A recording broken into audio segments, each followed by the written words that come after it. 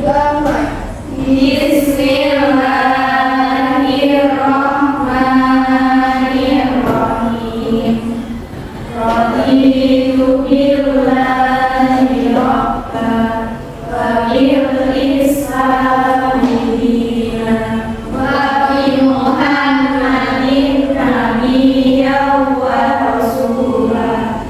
Rabbi zidni ilma warzuqni fahma.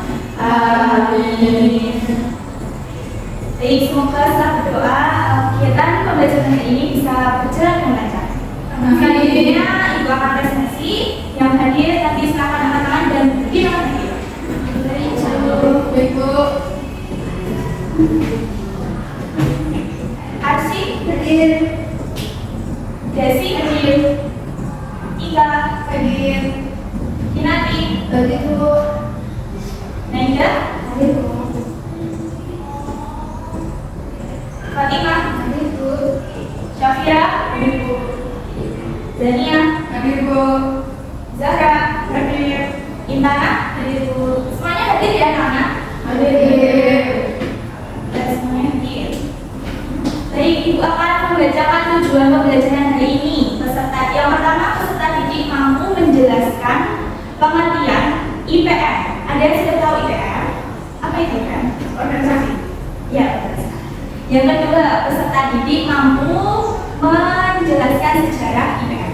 Langsung saja kita ke materi ya. Silakan anak-anak diperhatikan. Baik, anak-anak perhatikan sini. Apa itu IPM? IPM adalah singkatan dari Ikatan Pelajar Muhammadiyah yang merupakan organisasi otonom Muhammadiyah gerakan Islam, dakwah amar ma'ruf nahi munkar, berakidah Islam dan bersumber pada Al-Quran dan As-Sunnah. Selanjutnya, sejarah singkat IPM.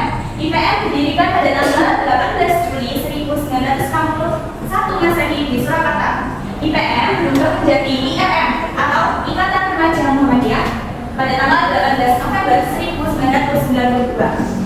Namun, IRM kembali menjadi IPM pada 28 Oktober 2008. Selanjutnya, tujuan IPM. Tujuan IPM adalah terbentuknya pelajar muslim yang berilmu, berakhlak mulia dan terampil dalam rangka menegakkan dan menjunjung tinggi nilai-nilai ajaran Islam sehingga terwujudnya masyarakat Islam yang sebenarnya. Nah, ini lambang Ikatan Pelajar Muhammadiyah. Bentuk segi lima yang menyerupai perisai merupakan reformasi perubahan pada bentuk pena. Lalu, gambar matahari bersinar 12 di tengah lambang menerangkan bahwa IPM adalah bagian dari Muhammadiyah.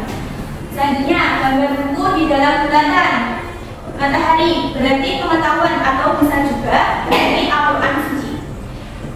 Selanjutnya, di bawah bulatan matahari terdapat potongan ayat Al-Quran yang digunakan sebagai semboyan IPM. Baca Nun wal qalami wa ma yasturun.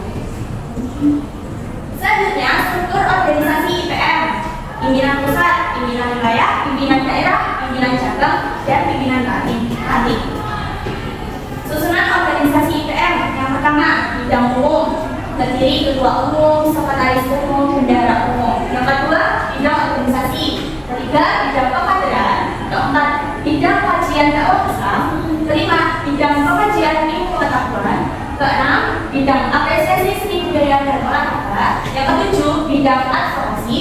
Yang kedelapan, bidang pengembangan kreativitas dan kewirausahaan. Yang terakhir, bidang ilmu wadi. Selanjutnya ada nilai-nilai dasar IPM. Yang pertama, nilai keislaman. Kedua, nilai keilmuan. Ketiga, nilai kekaderan. Keempat, nilai kemandirian. Kelima, nilai kemasyarakatan. Selanjutnya, ada 3T dalam IPM. Yang pertama, tertib dalam beribadah. Yang kedua, tertib dalam belajar. Yang ketiga, tertib dalam berorganisasi. Sekian, ada yang ditanyakan? Saya Bu, izin bertanya. Baik, sama. Maka organisasi IPM itu sempat berubah menjadi IRM lalu kemudian ke IPM. Baik, karena nama remaja dalam IRM sempat menimbulkan kesalahpahaman di masyarakat. Karena remaja memiliki cakupan yang lebih luas daripada pelajar. Dengan kembali menggunakan nama IPM, target organisasi menjadi lebih jelas. Muncul berbagai karena IRM berganti menjadi IPM itu karena muncul berbagai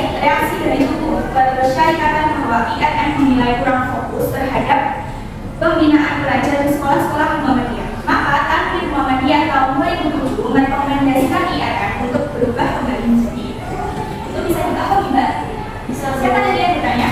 Mbak Intan.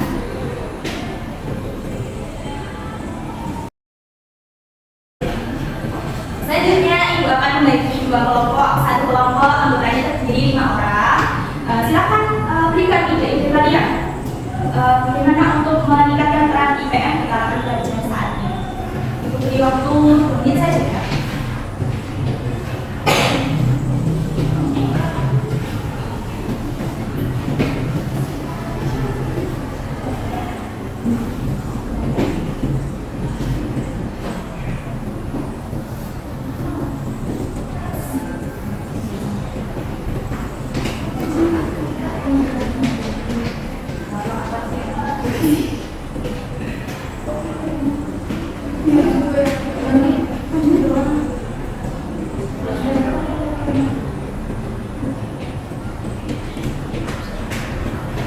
Baik, waktunya sudah habis ya. Silakan kelompok satu dulu untuk maju depan mempresentasikan hasil diskusinya. Silakan. Baik, saya perwakilan dari kelompok 1 ingin mempresentasikan hasil diskusi kelompok 1. Tentang tadi pertanyaannya adalah tugasnya memberikan ide atau solusi inovatif untuk meningkatkan peran IPM di kalangan pelajar saat ini. Di sini kami menghasilkan diskusi, yaitu ide yang bisa kami munculkan adalah membuat platform digital atau membuat website lah. Terus mengadakan webinar atau kelas online untuk topik-topik yang sesuai, kayak topik pelajar, teknologi, literasi digital, pengembangan diri, mental health, dan lain-lain. Terus juga bisa membuat konten-konten kreatif di media sosial, di TikTok, di YouTube, seperti itu. Kami juga membuat ide inovasi tentang membuat komunitas kader pelopor untuk melatih pelajar jadi agen perubahan di sekolah atau lingkungan sekitar. Dari yang saya paparkan, apa pertanyaan? Kakak bertanya, kelompok satu atau tidak? Saya. Ya, silakan, boleh. Jadi semua ide yang didiskusikan hanya dari kelompok satu, pakai realistis untuk silakan memberikan informasi. Sepertinya yang menurut saya yang paling realistis itu yang program webinar atau kelas online itu, yang tentang menjelaskan kayak untuk melatih kemampuan pelajar itu sih yang lebih realistis untuk dilaksanakan kita. Nah, ya. Oke, terima kasih. Terima kasih. Baik, tepuk tangan untuk kelompok satu. Selanjutnya kelompok dua. Siapa kelompok saya dulu.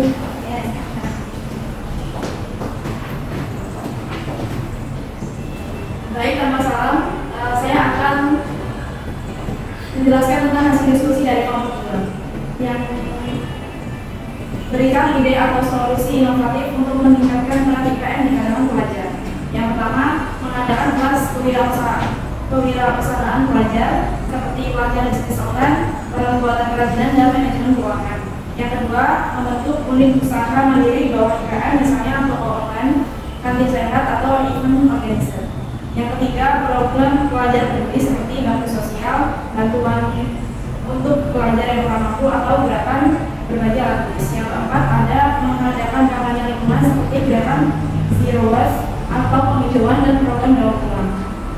Itu saja. Ada pertanyaan? Ya, terima kasih. Bagaimana cara memastikan titik-titik kontak ini tetap berjalan dengan nilai Islam yang dihukumkan?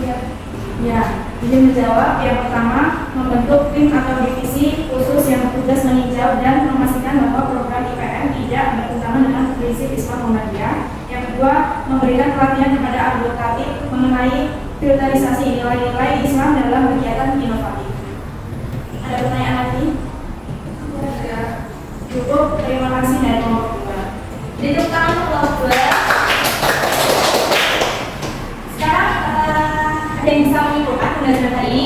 Saya pun, ya silakan ada sih.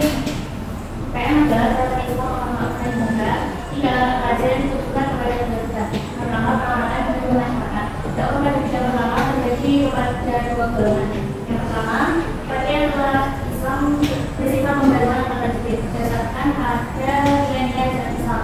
kedua, kepada yang belum Islam bersama dan sedang mengikuti nilai-nilai dan Islam. Adapun dalam permasalahan yang benar, kedua ialah satu dan cara tentang pendidikan, dunia, dan pernyataan. Semuanya itu dilaksanakan bersama dengan kelolaan dan ketahuan dengan cara keridhaan Allah SWT. Dan ini diharapkan dapat membentuk belajar musik yang berilmu, berapa mulia dan belajar sehingga berwujud masyarakat Islam yang sebenarnya di kalangan pelajar. Baik, terima kasih Mbak Desi sudah menyampaikan kesimpulan pembelajaran hari ini. Karena waktunya sudah habis, sekian ya pembelajaran kita hari ini. Ibu akhiri, wassalamualaikum warahmatullahi wabarakatuh.